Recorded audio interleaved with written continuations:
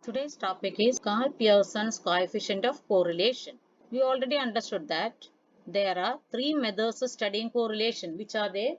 The first one is scatter diagram. The second one is Karl Pearson's coefficient of correlation.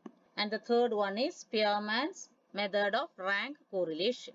Karl Pearson's coefficient of correlation is an important and widely used method of studying correlation between variables. Karl Pearson has measured the degree of relationship between two variables with the help of correlation coefficient.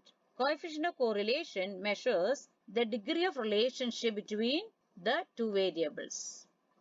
Computation of Karl Pearson's coefficient of correlation. R stands for correlation.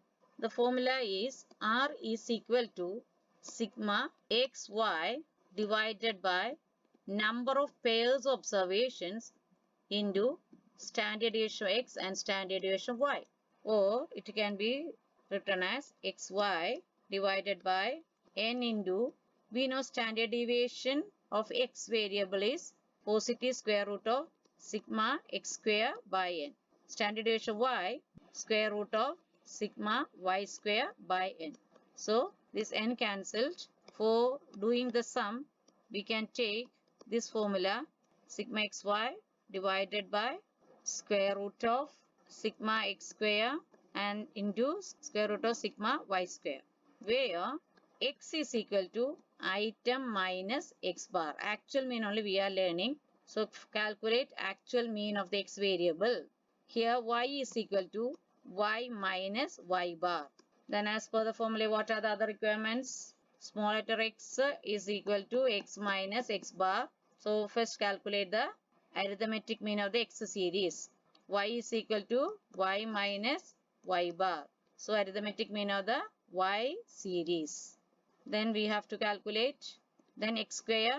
The next step y square. One more step is needed, that is this x and y. X into y, xy. So these are the steps involved in the calculation of Karl Pearson's coefficient of correlation. So learn the formula thoroughly and the steps involved in it.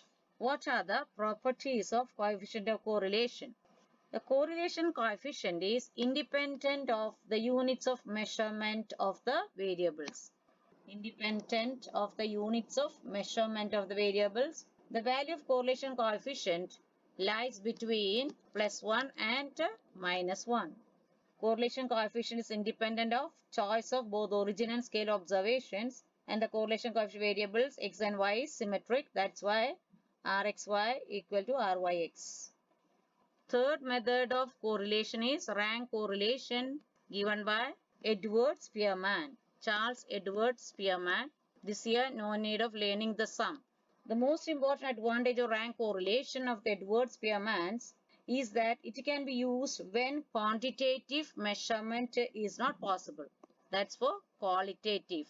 In the case of Karl Pearson's coefficient of correlation, it's a quantitative. This is qualitative.